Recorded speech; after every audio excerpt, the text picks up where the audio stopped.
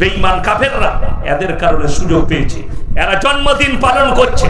বাংলাদেশের এক গুটকাখোরকে দেখলাম নবীজির নামে কেক কেটে জন্মদিন পালন করছে, নাউজুবিল্লাহ বলে। আর এরা বলে নবীর জন্মদিন পালন করা যাবে, আর এই গুটকাখোর হুজুর বলছে ছেলের জন্মদিন পালন করা হারাম। চারজন আমিরুল মুমিনিন, ওমরে ফারুক রাদিয়াল্লাহু তাআলা আনহু, হযরতে আলী, হযরতে আপনার আবু বকর, হযরতে উসমানে গনি, এরা নিজের জীবন দশায় কোনদিন নবীর জন্মদিন পালন করলো না। ঈদে মিলাদুন নবী। আবার এক গুটকাখোর বলেছে বাংলাদেশে যত ঈদ আছে ঈদের মধ্যে সবথেকে বড় ঈদ হচ্ছে ঈদে মিলাদুন নবী। তো যদি সবথেকে বড় ঈদ হয় আমরা ছোট থেকেই জানতে পারতাম তো, ঠিক কি না কথা বলে? ঈদ আমরা কটা পড়ি কথা বলে? দুটো। এই ঈদটা হচ্ছে গুটকাখোর আর জিলাপি হুজুরদের। সিন্নি করো, খেজুরি তৈরি করো, বিরিয়ানি করো, কানে হাত দিয়ে মিলাদ দাও, আর গুটকা খেয়ে তোমরা সারা রাত পয়সা জমা করে আমাকে দাও। লোকের মালকে আত্মসাৎ করে। কোরআন শুনেলেন, ইন্নাল্লাযীনা ইয়াকতুমুনা মা আনজালাল্লাহু মিনাল কিতাব ওয়া ইয়াশতারুনা বিহি সামানান কালীলা। এই গুটকাখোর হুজুররা কোথায় ফেরে পড়বে শুনেলে? এক জায়গায় আল্লাহ কোরআনে বললেন, আমার কোরআনের আয়াতকে যে সমস্ত মৌলবীরা লুকিয়ে দেয় নিজের পেট চালাবার জন্য, তারা পেটেতে আগুন ছাড়া আর কিছু ভরে না। এদের কাছ থেকে আল্লাহ সমাজকে হেফাজত করুক, কওমকে হেফাজত করুক। আজকে এরা জলসার স্টেজে একটা হিদায়াতমূলক কথা বলে না, একটা নসিহতমূলক কথা বলে না। এরা কে কাফের কে বাতিল এই কথাগুলো মানুষকে বলে, জিলাপি খাবার কথা বলে, সিন্নির কথা বলে, মাজারের কথা বলে, রওজা থানের কথা বলে। এরা কখনো বলে না যে লটারির টিকিট কাটো না, সুদ খেও না, 5 ওয়াক্তের নামাজ কম্পালসারি পড়ো। এরা নামাজের কথা বলে না, এরা কখনো হিদায়াতমূলক কথা বলে না, রোজা রাখার কথা বলে না, দিনদারির কথা বলে না, পরেজগারির কথা বলে না, মদ হারাম বলে না, জিনা হারাম বলে না। এগুলো যদি বলে দেয় মানুষ তাদেরকে অ্যাভয়েড করবে। কেন? যতগুলো মাজার আছে ভারতের মাটিতে, যত রকমের বড় বড় পাপ আছে এই মাজারের মেলাগুলোতে হয়, এই জায়গাগুলোতে হয়। আমি বললে কাল থেকে এই বয়ান যখন ছুটবে খালি ফেসবুক আর হোয়াটসঅ্যাপে গালি দেখে নেবেন। আমার মোবাইলে 100 জনের বেশি খালি মৌলবি গোটা গাল দিয়েছে, মা বোন তুলে গুটকাখোর মৌলবিরা। আমি চিন্তা করি যদি এদের হাল এই হয় তাহলে এদের যারা মুরিদ আছে এদের হালগুলো কত খারাপ। আমার মুমতাজুল ভাই তো ভয়ে সুইচ অফ করে দিয়েছিল ফোন, ঠিক বলছি না? হ্যাঁ, সে আর ভয়ে ফোন তুলে নেয়, ফোনটাই বন্ধ।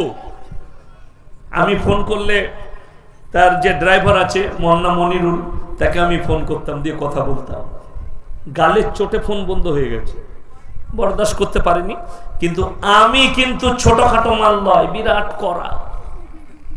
যত গাল দিবি দে, আমার ফোন কিন্তু বন্ধ হয়নি, সব সময় পাবে। আমি গাল খেতেও আছি, দোয়া দিতেও আছি। যারা গাল দিচ্ছ তারাও আমাকে দোয়া দিচ্ছে, অসুবিধা নাই। আমি তাদের লেগে দোয়া করি, আল্লাহ হিদায়াত দাও। মুর্শিদাবাদের এক মা, তার নাম হচ্ছে গুটকাখোর জুবের, মুফতি জুবের। 1 সপ্তাহ আগে দেখলাম কাগজ নিয়ে সব ফতোয়া দিয়েছে, কার কার বয়ান শোনা হারাম তার কাছে। আমি তো হেডিং এ আছি তার কাছে। কি বলেন? আমাকে হেডিং এ রেখেছে, আমার বাপকে রেখেছে। মৌলভী ইয়াসিন, মৌলভী শওকত, আব্দুল রাজ্জাক বিন ইউসুফ, রাহুল বিরাদার, অমুক, এদের বয়ান শুনলে ঈমান নষ্ট হয়ে যাবে, ফতোয়া দিয়েছে। তার নাম হচ্ছে গুটকাখোর মুফতি জুবের। তারপরে কিছুদিন আগে দেখলাম, 1 সপ্তাহ আগে, ফুরফুরাওয়ালা দিকে কাফের বলেছে। আমার ফুরফুরার হুজুরের পর কি করবে? কেন? ফুরফুরার সঙ্গে ঘরেতে যে মেয়ের বিয়ে দিবে সেও কাফের। এরা ফতোয়া দেয় আহলে হাদিস দেওবন্দি মৌলবীদের সঙ্গে মুলাকাত করলে বউ তালাক হয়ে যাবে। তো আমি মুর্শিদাবাদে এক জলসায় ছিলাম, ভরতপুর এলাকায়। আমার পরে এক গুটকাখোর চাপবে, তো তাকে নিয়ে এসছে। তো আমি জলসা শেষ করি, তাকে বললাম আসসালামু আলাইকুম হুজুর। সেও আমার সঙ্গে হাতটা মিলালো। আমি মসজিদে গিয়ে খেতে বসে বললাম, ওর বউটা কি হবে এরপর? কথাটা বুঝতে পেরেছেন না? পারেননি? আমরা হুজুরকে প্রশ্ন করো যে আপনি তো একটা অন্য দলের মৌলবীর সঙ্গে মুলাকাত করলেন, আপনারা তো ফতোয়া দিয়েছেন আহলে হাদিস দেওবন্দি মৌলবীর সঙ্গে মুলাকাত করলে বউ তালাক হয়ে যাবে, তোমার বউটা কি হবে? কিন্তু বিপদের কথা। এদের কাছ থেকে সমাজকে দূরে থাকা দরকার। আমার মুসলমান ভাই, ওই জন্য আকীদাকে ঠিক করুন। যেখানে নামাজ পড়বেন সেই ইমামের আকীদা ঠিক আছে কিনা এটার দিকে লক্ষ্য করবেন, তা না হলে বিপদগ্রস্ত হয়ে পড়বেন। আপনার নামাজ আল্লাহর কাছে মকবুল হবে না। ওই শিরক করনে वाला, বেদাতের উপরে ডুবে থাকনে वाला, আল্লাহর সঙ্গে শিরক করার কারণে তার সঙ্গে সম্পর্ক থাকবে না। আপনি এই এক সপ্তাহ আগে আমাকে প্রশ্ন দিয়েছিল মুসলমানদের ছেলেরা, যুবকরা, হুজুর বিশ্বকর্মা কিংবা যে কোনো পূজার প্রসাদ খাওয়া যাবে কিনা? যদি হারাম হয় তা কেন হবে? আমাদের মৌলবীরা ফতোয়া দিচ্ছে খাওয়া যাবে না। প্রশ্ন কেন? তো কেউ কেউ বলছে গোবর আর মুতে ছিটে দেওয়ার কারণে খাওয়া চলে না। আমি বললাম তাহলে ওপরের মালগুলো তুলে দিলে তলার মালগুলো যেগুলো লাগে নাই সেগুলো চলবে? মানেটা এটা দাঁড়াচ্ছে, ঠিক কিনা কথা বলে? এটা মানে দাঁড়াচ্ছে, কিন্তু এটা তো নয়। গোবর আর মুখটা ফ্যাক্ট নয়, ওখানে আল্লাহ যেটা ফ্যাক্ট লিখেছে, ইন্নামা হারামা আলাইকুমুল মাইতাতা ওয়াদ-দামা ওয়া লাহমাল খিনজির ওয়া মা উহিল্লা বিহি লিগাইরিল্লাহ। প্রবাহিত রক্ত, মরা জন্তুর মাংস, শুয়োরের মাংস, আল্লাহ ব্যতীত অপরের নামে উৎসর্গ করা জিনিস তোমাদের জন্য হারাম করা হলো। আল্লাহ ব্যতীত ঠাকুরের নামে, আল্লাহ ব্যতীত কবরের নামে, আল্লাহ ব্যতীত গাছের নামে, আল্লাহ ব্যতীত পাথরের নামে, আল্লাহ ব্যতীত যার নামে মান্যত করা হবে ওই জিনিসগুলো তোমাদের জন্য খাওয়া হারাম। মাজারে যে মুরগি পড়ে, মাজারে যে ছাগল দেয় বাবার নামে, পীরের নামে, গাছের নামে, আল্লাহর কসম করে বলছি 1000 বার বিসমিল্লাহ পড়ে জবাই করলেও সেটা তোমাদের জন্য বৈধ হবে না। এটা কোরআন, এটা ইসলাম। আল্লাহ ব্যতীত কারোর নামে মান্যত করা যাবে না। যদি করা যায় শুনে দেন, যারা মনে করছে মাজারের মুরগিটা খাওয়া যাবে বাবার নামে দিলে, ছাগলটা খাওয়া যাবে, জেনে রেখে দিবেন তার জন্য পুজোর প্রসাদটা কোনো রকমের অসুবিধা নাই, সম্মাল একদম সমান, কোনো পার্থক্য নাই। এই পুজোর প্রসাদ এই জন্য হারাম। আমি বিহারের একটা মৌলবী দেখলাম, ये सिन्नी, ये अगरबत्ती, ये मोमबत्ती, ये फतेहा, ये नियाज, ये सब हराम कह रहा है। क्यों हराम है? नबी जी की जमाने में नहीं था इसीलिए हराम है। तो से उत्तर दीजिए, तुम भी तो नबी जी के जमाने में नहीं था, तुम भी हरामी होगा। এটা হচ্ছে ওই গুটকাখোরের ফতোয়া। लेकिन इस्लाम का मसला ये नहीं है कि अल्लाह के रसूल के जमाने में रहने से वो जायज है और नहीं है तो नाजायज है, ये हम नहीं कहते। এটা মাসলা নয়। আমার নবীজি সাল্লাল্লাহু আলাইহি সাল্লাম যেটা করেছেন সেটা আমাদের আদর্শ, ঠিক কি না কথা বলে? নবীজি যেটা করেননি, নিষেধ করেছেন, সেটা ইসলামের জন্য বর্জনীয়, সেটা আপনার আমার জন্য করা যাবে না, নিষেধ। নবীজি সাল্লাল্লাহু আলাইহি সাল্লামের আদর্শটাই আমাদের আদর্শ। বড় কষ্ট লাগে বেঈমান কাফেররা এদের কারণে সুযোগ পেয়েছে, এরা জন্মদিন পালন করছে। বাংলাদেশের এক গুটকাখোরকে দেখলাম নবীজির নামে কেক কেটে জন্মদিন পালন করছে, নাউজুবিল্লাহ বলে।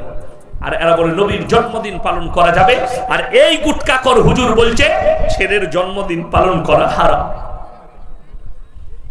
চারজন আমিরুল মুমিনিন, উমরে ফারুক রাদিয়াল্লাহু তাআলা আনহু, হযরতে আলী, হযরতে আপনার আবু বকর, হযরতে উসমানে গনি, এরা নিজের জীবন দশায় কোনদিন নবীর জন্মদিন পালন করলো না। ঈদে মিলাদুন নবী। আবার এক গুটকাখোর বলেছে বাংলাদেশে যত ঈদ আছে ঈদের মধ্যে সবথেকে বড় ঈদ হচ্ছে ঈদে মিলাদুন নবী। তো যদি সবথেকে বড় ঈদ হয় আমরা ছোট থেকেই জানতে পারতাম তো, ঠিক কি না কথা বলে? ঈদ আমরা কটা পড়ি কথা বলে? দুটো। এই ঈদটা হচ্ছে গুটকাখোর আর জিলাপি হুজুরদের। সিন্নি করো, খেজুরি তৈরি করো, বিরিয়ানি করো, কানে হাত দিয়ে মিলাদ দাও, আর গুটকা খেয়ে তোমরা সারা রাত পয়সা জমা করে আমাকে দাও। লোকের মালকে আত্মসাৎ করে। কোরআন শুনেলেন, ইন্নাল্লাযীনা ইয়াকতুমুনা মা আনজালাল্লাহু মিনাল কিতাব ওয়া ইয়াশতারুনা বিহি সামানান কালীলা। এই গুটকাখোর হুজুররা কোথায় ফেরে পড়বে শুনেলে? এক জায়গায় আল্লাহ কোরআনে বললেন, আমার কোরআনের আয়াতকে যে সমস্ত মৌলবীরা লুকিয়ে দেয়, নিজের পেট চালাবার জন্য তারা পেটেতে আগুন ছাড়া আর কিছু ভরে না। এদের কাছ থেকে আল্লাহ সমাজকে হেফাজত করুক, কমকে হেফাজত করুক। আজকে এরা জলসার স্টেজে একটা হিদায়তমূলক কথা বলে না, একটা নসিহতমূলক কথা বলে না। এরা কে কাফের কে বাতিল এই কথাগুলো মানুষকে বলে, জিলাপি খাবার কথা বলে, সিন্নির কথা বলে, মাজারের কথা বলে, রওজা থানের কথা বলে।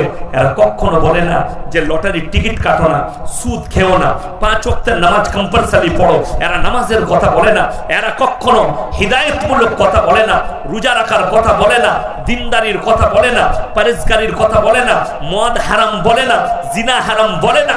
এগুলো যদি বলে দেয় মানুষ তাদেরকে অ্যাভয়েড করবে। কেন?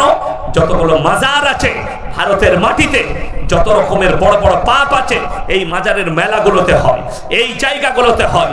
আমি বললে কাল থেকে এই বয়ান যখন ছুটবে খালি ফেসবুক আর হোয়াটসঅ্যাপে গালি দেখে নেবেন।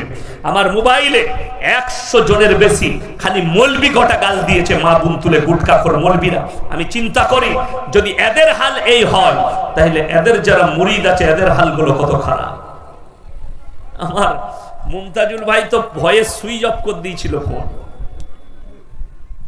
ঠিক বলছি না? হ্যাঁ, সে আর ভয়ে ফোন তুলে নেয়, ফোনটাই বন্ধ। আমি ফোন করলে তার যে ড্রাইভার আছে মোহাম্মদ মনিরুল, তাকে আমি ফোন করতাম, দিয়ে কথা বলতাম। গালের চোটে ফোন বন্ধ হয়ে গেছে, বরদাস্ত করতে পারিনি। কিন্তু আমি কিন্তু ছোটখাটো মাল নয়, বিরাট করা। যত গাল দিবি দে, আমার ফোন কিন্তু বন্ধ হয়নি, সব সময় পাবে। আমি গাল খেতেও আছি, দোয়া দিতেও আছি। যারা গাল দিচ্ছ তারা আমাকে দোয়া দিচ্ছে, অসুবিধা নাই, আমি তাদের লেগে দোয়া করি, আল্লাহ হিদায়াত দাও। মুর্শিদাবাদের একটা ছেলে গালি দিয়েছিল, পরবর্তীতে 6 মাস পরে ফোন করে বলছে, হুজুর আমি হক বুঝতাম না, হক বুঝতে পেরেছি। আমি গালি দিয়েছি অনেক, আপনাকে জলসা শোনার পরে আপনি আমাদের এরিয়ায় এসেছিলেন, আমি আপনাকে গালি দিয়েছি, আমি ক্ষমা চাইছি, আল্লাহ যেন আমাকে ক্ষমা করে। আমি বললাম তুমি যেদিনে গালি দিয়েছো সেই দিনই আমি মন থেকে তোমাকে ক্ষমা করে দিয়েছি, আর তোমার লেগে দোয়া করেছি আল্লাহ তোমাকে হিদায়াত প্রাপ্ত করুক। এটাই আমার দোয়া। যারা আমাকে গালি দেয় তাদের জন্য আমার দোয়া, অসুবিধা কিচ্ছু নাই। আমি চাই মানুষ হক পথে আসুক, গালি দিয়ে কোনো জিনিসকে দাবানো যায় না। বুখারী শরীফের রওয়ায়েতে আছে, যারা মনে করেন গালি, আপনাদেরকে বলে যাচ্ছি, শুধু মৌলবীরা নয়, শুধু হুজুররা নয়, সাধারণরাও শুনে যান। কেউ মুখের ভাষা খারাপ করবেন না, বিবির সাথে হোক, স্ত্রীর সাথে হোক, সন্তানের সাথে হোক, প্রতিবেশীর সাথে হোক, কেউ খারাপ ভাষা, অশ্লীল ভাষা ব্যবহার করবেন না। কেন? বুখারী শরীফের হাদিসে আছে, যারা অশ্লীল ভাষা ব্যবহার করে এটা মুনাফিকদের একটা বড় আলামত। যারা খারাপ ভাষা ব্যবহার করে, ওই জন্য আল্লাহর ওয়াস্তে মানা করে যাচ্ছে, কেউ রাগ ভাষা ইউজ করবেন না। যে কোনো মানুষকে কড়া ভাষা বলা যায়, তার পদ্ধতি আছে, সিস্টেমেটিক্যাল আছে। আপনি অবশ্যই বলতে পারবেন একটা কড়া ভাষা, কিন্তু ভদ্র ভাষায় তাকে কড়া বলতে হবে, আপনার মিজাজের দ্বারা তাকে কড়া ভাষা বলতে হবে। নবীজি সাল্লাল্লাহু আলাইহি সাল্লাম তো ওই আখলাক দেয়নি, চরিত্র দিয়েছি। তোমরা ততক্ষণ পর্যন্ত মুমিন হতে পারবে না যতক্ষণ পর্যন্ত তোমার কাছ থেকে তোমার প্রতিবেশী সুরক্ষিত নয়, তুমি সুরক্ষা দিতে পারোনি। সব দিক দিয়ে সুরক্ষা দিতে হবে, তবে তুমি মুমিন, তবে তুমি মুসলমান। আজকে বড় কষ্ট এটাই, বেঈমান কাফেররা জাল বিছুচ্ছে, আপনি ভেসে ভেসে ভেসে ভেসে জালের ভেতরে ঢুকে যাচ্ছেন। কেন? তাদের আখলাককে নিজের আখলাক মনে করেছেন। তার 1 নম্বর মূল কারণ হচ্ছে উলামা থেকে বিচ্ছিন্ন, কোরআন হাদিস থেকে সম্পর্ক দূর করা, দুনিয়ার দিকে দূরে সরে দুনিয়ার সাথে টাচে চলে যাওয়া। এটাই হচ্ছে কারণ। তা না হলে আল্লাহ রাব্বুল আলামিন এমন কোরআন দিয়েছেন, আল্লাহর কসম করে বলছি, পৃথিবীর শুরু থেকে শেষ পর্যন্ত পুরো বায়োডাটা আল্লাহ কোরআনে ভরে দিয়েছে। যেটা চাইবেন, যতগুলো যুগ আসবে, যতগুলো যুগেতে যতগুলো পাপ আসবে, প্রত্যেকটা পাপকে ট্যাকেল দিবার জন্য কোরআন রেডি হয়ে দাঁড়িয়ে আছে। কোরআন স্ট্যান্ড আছে, কোরআন আর নবীজির হাদিস তাদেরকে ট্যাকেল দিবার জন্য রুখে দাঁড়িয়ে আছে, কেউ কিচ্ছু করতে পারবে না। যারা বলছে ইসলাম কো মিটা দেंगे, আসামের মুখ্যমন্ত্রী হিমন্ত বিশ্ব শর্মা জি मीडिया सामने বলেছেন, ये इस्लाम को मिटाना मेरा लक्ष्य है, इस्लाम को मिटा देंगे, हिंदुस्तान के माटी से मिट्टी से नहीं, पूरे दुनिया से इस्लाम मिट जाना चाहिए। तुम तो दूर, तुम्हारा जितना भी नस्ल है सब भी आ जाएंगे। तो अल्लाह की कसम, कुरान के एक जेर जबर को तुम मिटा नहीं सकते। जोरे बोलो सुभान अल्लाह। মুসলমান কলমার উপরে দাঁড়িয়ে যান। বেঈমানের চাকা বেঈমানের ওপর থেকে আল্লাহ ঘুরিয়ে দেবে, এর মধ্যে কোনো সন্দেহ নেই। 313 জন সাহাবী একদিকে, 1000-এর বেশি বেঈমান কাফের একদিকে। আল্লাহ তাআলা খালি আল্লাহর উপরে বিশ্বাস আনার কারণে আল্লাহ তাআলা বেঈমান কাফের দিকে পরাজিত করে সাহাবীদিকে জয়লাভ করিয়েছেন। তার কারণ একটাই, তারা নবীজি সাল্লাল্লাহু আলাইহি সাল্লামের আদর্শের উপরে টিকে ছিল, হকের উপরে টিকে ছিল, তাদের মানহাজ ঠিক ছিল, তাদের চলার পথ ঠিক ছিল। আজকে আমাদের কাছে এত বড় বিপদ আসার কারণ, না আমাদের দিন ঠিক আছে, না মানহাজ ঠিক আছে, না চলার পথ ঠিক আছে। বেঈমান কাফেরের আখলাক আর চরিত্রকে তুমি নিজের চরিত্র মনে করেছো। আজ পর্যন্ত আমার আব্বাজির 78 বছর বয়স হলো, কেউ কোনোদিন আমার আব্বাজিকে জিজ্ঞেস করতে আসেনি যে হুজুর পুজোর প্রসাদ খাওয়া যাবে কিনা। আজকে মুসলমান এতটা নিচে নেমেছে, আমাদের মতো মৌলবীদিকে জিজ্ঞেস করে হুজুর পুজোর প্রসাদ খাওয়া যাবে কিনা। তাদেরকে কত উত্তর দেব? কোরআন যদি তোমার বাড়িতে থাকে, মানে কোরআন গিয়ে পড়বে সূরা বাকারায় আল্লাহ তাআলা স্পষ্ট বলে দিয়েছে, আমি ব্যতীত কার নামে উৎসর্গ করা হলে সেটা তোমাদের জন্য বৈধ নয়, ওটা সম্পূর্ণ অবৈধ। তোমাদের জন্য হারাম করার দেয়া হয়েছে, মরা প্রাণীর মাংস হারাম করার দেয়া হয়েছে, শুয়োরের মাংস। আল্লাহ তাআলা কোরআনে শুনে রেখে দেন, যারা মাজারের পড়া মুরগি খায়, মাজারের দিয়া ছাগল খায়, আল্লাহ তাআলা ওই মাংসগুলো কার সাথে তুলনা করলেন? শুয়োরের মাংসের সঙ্গে আল্লাহ তুলনা করলেন। যেমন শুয়োরটা হারাম, ওই রকম ওই গাছের তলায় মুরগির মাংস দেওয়া, এই সমস্ত আল্লাহ ব্যতীত অপরের নামে উৎসর্গ করা জিনিসগুলো ওই ধরনেরই হারাম। আল্লাহ একসাথে মিট করে দিলেন যাতে মানুষ বুঝতে পারে, মানুষ ঘৃণা করে, মানুষ ওই জায়গা থেকে অ্যাভয়েড হয়। আমার মুসলমান ভাই, আজ থেকে সবাই নিয়ত করুন, আল্লাহর প্রিয় বান্দা সবাই হব। জোরে বলুন ইনশাআল্লাহ, আল্লাহর প্রিয় হব সবাই। কেন্দ্র থেকে শুরু করে রাজ্য পর্যন্ত আপনার বিরুদ্ধে ষড়যন্ত্র নেচে দিয়েছে। ভারতবর্ষে সমকামীকে রায় দিয়ে দিয়েছে সুপ্রিম কোর্ট, ভারতবর্ষে সমকামী থাকতে পারে। এত শুধু মুসলিম জীবন ব্যবস্থা নয়, ইসলামের জীবন ব্যবস্থা নয়, গোটা ভারতের জীবন ব্যবস্থা পঙ্গু হয়ে যাবে, নিস্তে নাবুদ হয়ে যাবে। সরকার, কেন্দ্র সরকার রায় দিয়েছে 5 মাস পর্যন্ত যে কোনো মেয়ে তার পেটের বাচ্চাকে নষ্ট করতে পারে। জিনার দিকে যুব সমাজকে আর যুবতী দিকে জিনার দিকে ঠেলে দেওয়া হয়েছে। আমি বলেছি আর 5 বছর পরে এই রায়গঞ্জের মার্কেটে, রায়গঞ্জের বাজারে, ইটাহারের বাজারে, আপনার মালদা টাউনে, মুর্শিদাবাদে যতগুলো টাউন আছে, এই টাউনগুলোর যে ডাস্টবিনগুলো আছে, এইগুলোতে আপনার ময়লা থাকবে না, এগুলোতে ভ্রূণ আর বাচ্চা পড়ে থাকবে, অবৈধ বাচ্চা পড়ে থাকবে, রাস্তাঘাটে কুকুরের মতো জিনা করবে। আর মুসলমানরা এই লেপেটে চলে আসছে। আপনি দেখুন, ডাক্তারের কাছে যান, 98% মেয়ে কি হচ্ছে,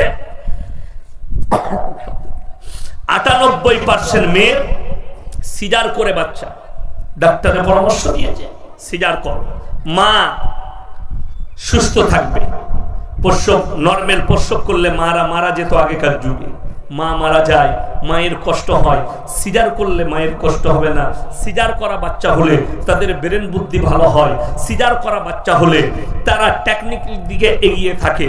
আমার বলা উচিত ডাক্তারকে জিজ্ঞেস করা, ডাক্তার সাহেব ছাগলগুলোকে সিজার করলে তাহলে পাঠাগুলোর একটু বুদ্ধিটা বেড়ে যেত, ঠিক কিনা কথা বলে? যদি বুদ্ধি বাড়ে, কষ্ট তো ওই জায়গায়। আপনি ডাক্তারকে জিজ্ঞেস করুন, স্যার কুকুরের 5টা বাচ্চা হয়, শুয়োরের 10টা 12টা বাচ্চা হয়, 14টা পর্যন্ত শুয়োরের বাচ্চা হয়, বিড়ালের 5টা বাচ্চা হয়, ছাগলের 2টো বাচ্চা হয়, তাদেরকে কোনোদিন সিজার করা লাগলো না। আমার বইয়ের 1টা বাচ্চা হবে, সিজার করা লাগবে। কার? বেঈমান কাফেরদের আখলাক আমাদের উপরে ভিড়ে দিয়েছে। কেন এটা হলো? আমাদের ডাক্তার নয়, একটা ইমানদার ডাক্তার নেই। ওই জন্য কে বলল আপনার ছেলেকে মৌলবি করতে হবে? শুধু মৌলবি নয়, মৌলবি আলেম হবে তো আল্লাহ যা তকদিরে লিখেছে। আপনার ছেলেকে হাফিজে কোরআন করুন, হাফিজে কোরআন করার পরে তাকে আবার স্কুলে দেন, সেই ছেলেটা হাফেজ হবে, তারপরে ডাক্তার হবে, প্রফেসর হবে, ইঞ্জিনিয়ার হবে, সে কওমে মিল্লাতের জন্য কাজ করবে। আজকে আমাদের একটা ভালো ডাক্তার নেই, একটা গাইনিক ডাক্তার ভালো নেই, একটা ইঞ্জিনিয়ার নেই, একটা প্রফেসর নেই, একটা ভালো উকিল নেই, একটা ভালো জজ নেই। ওই জন্য আমার মুসলমান ভাই, আমরা বিপদগ্রস্ত। একটা যদি ইমানদার মুমিন উকিল থাকে তো আমাদের মতো মৌলবীরা ফেরে পড়বো নাকি? যে কটা আছে, আমার বর্তমান টাউনের কথা বলছি, আমি দিনাজপুরের কথা বলবো না, মালদার কথা বলবো না, যেহেতু জানি না আমার বর্ধমান টাউনে 4,500 ডাক্তার আছে। আমার ছোট মেয়েকে নিয়ে এক ডাক্তারের কাছে গেলাম, মুসলিম ডাক্তার, নামটা দেখলাম মুসলিম। 2-4 জন বললো বড় ডাক্তার, চলো। গেলাম, চেম্বারে ঢুকলাম, 3 বার সালাম দিয়েছি, 3 বার উত্তর দেয়। আমি বেরিয়ে চলে এলাম। যে ছেলেটা কম্পাউন্ডার ছিল সেও মুসলমান। আমি কি ব্যাপার, হারাম করে 3 বার সালাম দিলাম, উত্তর দিল না।